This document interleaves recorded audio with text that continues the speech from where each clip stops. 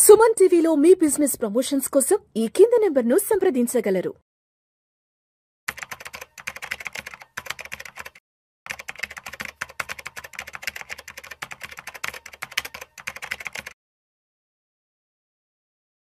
అనిల్ గారు నమస్తే సార్. నమస్తే విష్ణు గారు.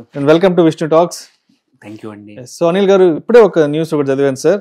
మరణించిన వ్యక్తుల బ్యాంకు ఖాతాల సత్వర సెటిల్మెంట్, బ్యాంకులకు కొత్త మార్గదర్శకాలు జారీ చేసిన ఆర్బీఐ. మరణించిన ఖాతాదారుల బ్యాంకు ఖాతాలు, లాకర్లు, వాటిలోని వస్తువులను వారి నామినీలకు అప్పగించే సెటిల్మెంట్ ప్రక్రియను భారతీయ రిజర్వ్ బ్యాంక్ సులభతరం చేసింది.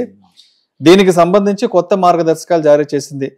వచ్చే సంవత్సరం మార్చి 31 లోపల వీలైనంత త్వరగా ఈ మార్గదర్శకాలు అమలు చేయాలని కోరింది. సో ఏంటి సార్ ఇది? మరణించిన వారి బ్యాంకు ఖాతాలకు సంబంధించిన సెటిల్మెంట్.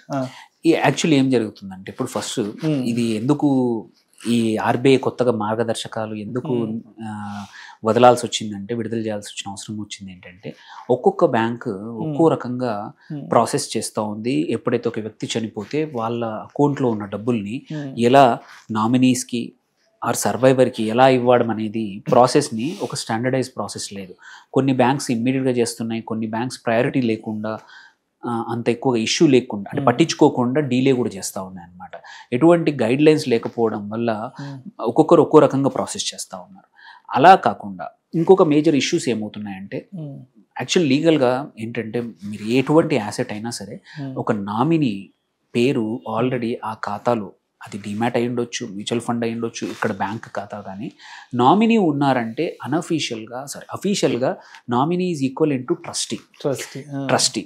ఆ నామినీ బాధ్యత ఏంటంటే, చనిపోయిన వ్యక్తి యొక్క ఈ యాసెట్స్ ఓనర్షిప్ తీసుకొని ఎవరికైతే సక్సెషన్ ప్రకారం అంటే ఎవరికైతే లీగల్గా హైయర్స్ ఉన్నారో వాళ్ళకి వాళ్ళ రేషియోలో ఇవ్వడం అనే బాధ్యత నామినీది.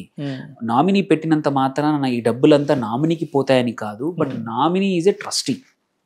అంటే ట్రస్టీ అంటే బాధ్యత అకార్డింగ్ టు ఆ పర్సన్ యొక్క, చనిపోయిన వ్యక్తి యొక్క ఎవరైతే పిల్లలే అనుకోండి, ఫ్యామిలీ అనుకోండి, ఎవరెవరికి ఎంత వాటా రావాలో ఆ వాటా ప్రకారం ఇచ్చే బాధ్యత నామినీ. అందులో నామినీ కూడా ఒక పర్సన్ అయి ఉండొచ్చు, ఏది ఇమ్మీడియట్ గెయిన్. సో ఇది అనేది మామూలుగా చెప్తుంది లీగల్గా. బట్ బ్యాంకులు ఏంటంటే ఏదో రకంగా ఇబ్బంది పెట్టేసేసి డెత్ సర్టిఫికేట్ ఇచ్చి మిగిలిన డాక్యుమెంటేషన్ నామినీ ఇచ్చినా సరే మాకు ఏమంటారు లీగల్ హైర్ సర్టిఫికేట్ కావాలి కోర్టు నుంచి అనే దాంతో డీలే చేస్తూ ఉన్నారు. మీరు లీగల్ హైర్ సర్టిఫికేట్ మీరు పరిస్థితి చూస్తే మినిమం 6 నెలల నుంచి 1 year పడుతుంది కోర్టులోంచి తెచ్చుకోవడానికి. దానికి కూడా తక్కువ 50,000 నుంచి 1,00,000 రూపాయలు పడుతున్నాయి ఒక లాయర్ది ఫీజుల కోసమే. అండ్ ఇది ఎన్నిసార్లు తిరిగి ఈ లోపల ఒక వ్యక్తి ఆల్రెడీ చనిపోయినప్పుడు వాళ్ళ డబ్బులకు ఫ్యామిలీ ఆల్రెడీ ఇబ్బందుల్లో ఉంటుంది. మానసికంగానే కానివ్వండి, చనిపోయిన వ్యక్తి యొక్క బాధ, ఆ బాధ అనుకోండి, ఇవన్నీ విషయాల్లో ఇట్లాంటి గ్రీఫ్ టైంలో కూడా అడిషనల్గా ఇట్లాంటి సింపుల్ బ్యాంక్ అకౌంట్ ఖాతాల నుంచి వచ్చే డబ్బులు కూడా, ఆ డబ్బుల్ని కూడా ఇబ్బంది పెట్టడం అనేది మెంటల్గా అడిషనల్గా స్ట్రెస్ క్రియేట్ చేయడమే. అది ఉండకూడదు అని స్టాండర్డైజ్డ్ గైడ్ లైన్స్ ఆర్బీఐ అనేది March 31 వరకు అన్ని సెట్ చేసుకోండి. ఇంకొక ఏం చెప్పేసిందంటే, గైడ్ లైన్స్ ప్రకారం 15 రోజుల్లో మీరు కంపల్సరీ వన్నిటిని కూడా, అంటే ఎక్కడైతే నామినీ ఉన్నారో, నామినీ ఉంటే మీరు ఎటువంటి క్వశ్చన్స్ అడగద్దు. మీకు కావాల్సింది ఏంటి? బేసిక్ ఈ KYC documents, death certificate and nominee యొక్క కేవైసీ, ఇవన్నీ ఇచ్చేస్తే చాలు. నామినీ అకౌంట్కి డబ్బుల్ని ట్రాన్స్ఫర్ చేసేయాల్సిందే, చనిపోయిన వ్యక్తి యొక్క డబ్బుల్ని ట్రాన్స్ఫర్ చేయాల్సిందే అని కంపల్సరీ. ఇప్పుడు అది కూడా 15 రోజుల్లో జరగాలి. 15 రోజుల్లో జరగకపోతే ఆ రోజు నుంచి 16వ రోజు నుంచి మీరు వడ్డీతో సహా, ఎంత డీలే చేస్తే అంత డీలే, ఆ డబ్బులకి వడ్డీతో సహా కట్టాల్సి వస్తుంది అని ఇప్పుడు కొత్త మార్గదర్శకాలు అనేది ఆర్బీఐ ఇచ్చిందనమాట. సో అందుకే ఇంపార్టెంట్ ఏంటి, 2 రకాలుగా ఇప్పుడు ఫ్యూచర్లో చూడాల్సింది. ఇప్పుడు దీని ప్రకారం ఒకటి, నామినీ పేరు ఉందా లేదా, ఉంటే కూడా అప్ టు 15 lakhs వరకు ఎటువంటి ఇష్యూ లేకుండా ఓన్లీ డెత్ సర్టిఫికేట్ ఇస్తే చాలు, 15 రోజుల లోపల సెటిల్ చేయాల్సిందే. There is no other option. 15 లక్షల కన్నా ఎక్కువగా ఉంది బ్యాంకులో, అప్పుడు మాత్రం అడిషనల్గా డిక్లరేషన్ ఇవ్వాలి. లేకపోతే కొన్ని కేసుల్లో ఏంటంటే మల్టిపుల్ పీపుల్ వచ్చి కొంచెం కాంప్లికేటెడ్గా ఉంటే మాత్రం లీగల్ హైర్ సర్టిఫికేట్ తెచ్చుకోమని అంటారు. అది 15 లక్షల కన్నా ఎక్కువ ఉంటేనే అడిగే అవకాశం ఉంది. సో 2 రకాలుగా సింప్లిఫై చేసింది. తక్కువ అమౌంట్ ఉన్నప్పుడు ఒక డిక్లరేషన్ తీసుకొని నామినీ దగ్గర సింపుల్గా నామినీకి ఆల్రెడీ నామినీ పేరు ఉంది, ట్రాన్స్ఫర్ చేయండి. నామినీ పేరు లేకపోయినా చిన్న అమౌంట్ ఉందంటే మాత్రం ఎవరైతే హక్కుదారులు ఎవరైతే ఉన్నారో వాళ్ళ దగ్గరికి నుంచి ఒక డిక్లరేషన్ తీసుకుంటే సరిపోతుంది. పెద్ద అమౌంట్ ఉంటే మాత్రమే మీరు లీగల్ హైర్ సర్టిఫికేట్కి వెళ్ళండి అని కొత్తగా ఇప్పుడు ఆర్బీఐ అనేది గైడ్లైన్స్ రిలీజ్ చేసింది అనమాట. దీనివల్ల ఏంటంటే ఇది ఎంతో మందికి వస్తుందా అనుకుంటాం మనం, కానీ కాదు. చాలా మందికి ఈ ఇబ్బందులు వస్తూ ఉన్నాయి. ఎందుకంటే ఎవరు కూడా డెత్ ఎక్స్పెక్ట్ చేయరు. అండ్ డెత్ అనేది భయం, అందరికి డిస్కస్ చేయడం కూడా భయం. అలాంటప్పుడు ఆ టైంలో జరిగినప్పుడు ఏంటంటే అన్ఎక్స్పెక్టెడ్గా జరిగిన చాలా సంవత్సరాల నుంచి ఇబ్బందులు పడి జరిగినా కానీ అది అన్కంఫర్టబుల్ సిచ్యువేషన్ డిస్కషన్ అనేది ఎవరు చేయరు. అలాంటప్పుడు ప్రాసెస్ తర్వాత ఈజీ చేయడం మంచిది. అందుకోసమే ఒక ఇండెమ్నిటీ బాండ్ కానీ డిక్లరేషన్ కానీ ఇచ్చేస్తే చాలు.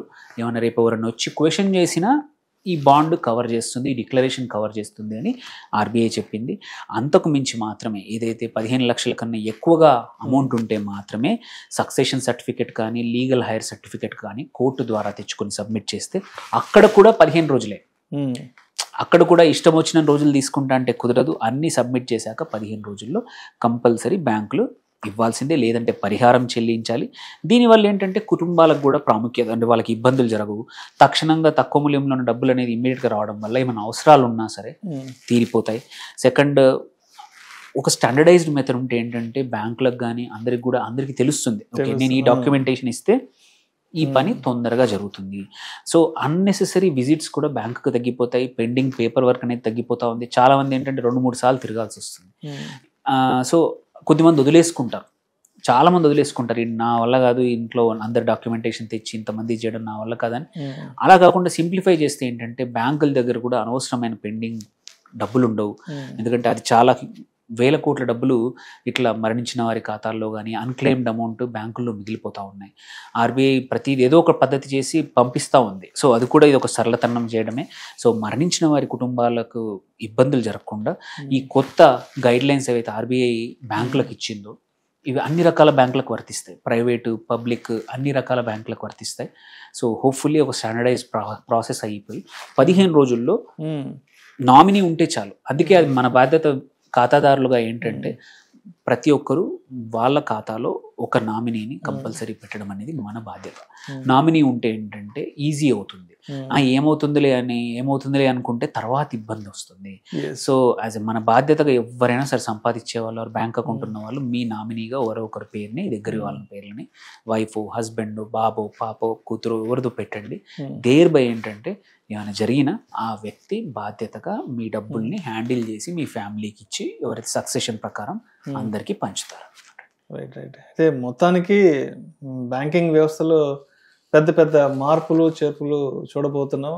వినియోగదారులకి, ఖాతాదారులకి బ్యాంకింగ్ వ్యవస్థ పట్ల ఒక ట్రాన్స్పరెన్సీ, ఒక నమ్మకాన్ని ఏర్పడేలా దీనికి ముందు వీడియోలో కూడా మనం మాట్లాడుకోవడం జరిగింది. పిఎఫ్కి సంబంధించి కూడా త్వరగా సెటిల్మెంట్ అమౌంట్ చేతికి వచ్చే విధంగా, అదేవిధంగా ఇప్పుడు ఈ బ్యాంకు ఖాతాలకు సంబంధించి చనిపోయిన వారి అకౌంట్ నుంచి కూడా అమౌంట్ త్వరగా వచ్చేదానికి కూడా నిజంగా బ్యాంకింగ్ వైపు నుంచి కొత్త అడుగులు అయితే మాత్రం రాబోతున్నాయి అంటారు.